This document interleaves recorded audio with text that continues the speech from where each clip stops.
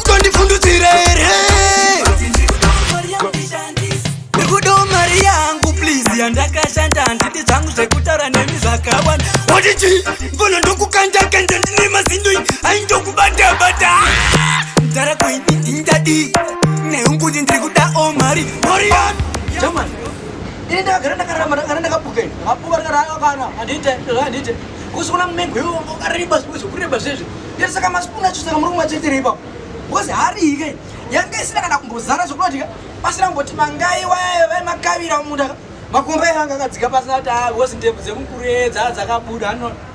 because ipapa una nyaya yakaitika ipapo mani idzi bhuti dzazikakwani saka uri kuona semende yacho vakazara uda kuisa pasi mvura yanga yana yakare handozvino plus uri kuona nyaya dzacho kuti wabva kuchechi uchada kuenda kumusic kustudio wabva kustudio wozoenda kunorekodherwa music hazvibude but uri kuona chii nyaya yacho manje ndeyekuti bhodho remvura ravakachete ipapapo zvasingabude plus 1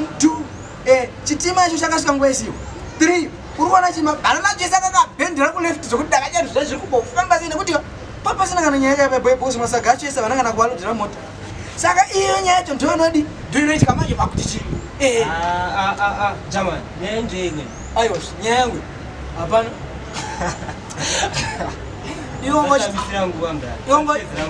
aiwa uri kuona nyaya yacho ndeyekuti nyaya shamwari kabhanzi kakatsvukira hakana kumira zvakanaka saka uri kuona ndo nyaya yacho yatetichiti gedzani bozhika shamwari mvura karo chididisa saka ipapo ndobva tichitaura kuti chii nyaya dzacho dzingachenda mberi bvunza kana tafula vaitozviziva tafula vete pakona vemavhidhio vane kamera inotora isiri njuza but ichita sei ichitora ndakabva kulinga nawo kamazuva pura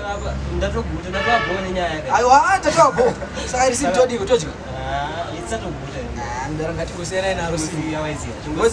ratobvepa mari yacho ngochida kuishandisa chii mudhara mandoti nditi chii iwe uchakuishandisa chii mudhara wangu ndendotsvaga kuita pamari yangu mupfono wangu wangu usada kutamba nepfungwa dzangu udondifundisira